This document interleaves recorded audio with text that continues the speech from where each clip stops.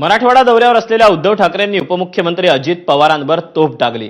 शेतकरी कर्जमाफी वारंवार कशी मिळणार, शेतकऱ्यांनी सारखंच कर्ज फुकटात मिळण्याची सवय लावून घेऊ नये असं वादग्रस्त वक्तव्य उपमुख्यमंत्री अजित पवारांनी केलं होतं। त्यांच्या या वक्तव्याचा उद्धव ठाकरेंनी समाचार घेतला।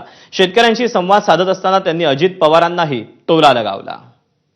आम्ही जिल्हा परिषद, राज्य सरकार, डीपीडीसी ज्यांनी कुणी मदत करायला पाहिजे ती मदत त्या ठिकाणी करेल, पण सारखीच मदत नाही, काय तुम्ही पण हातपाय हलवले पाहिजे हे तर आपण सगळ्यांनी लक्षात ठेवा।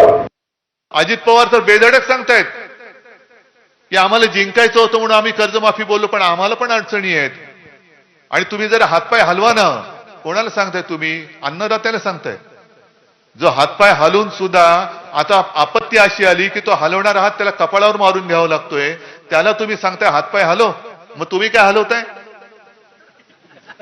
नाही म्हणजे सरकार हलवताय ना तुम्ही, असं मला म्हणायचंय।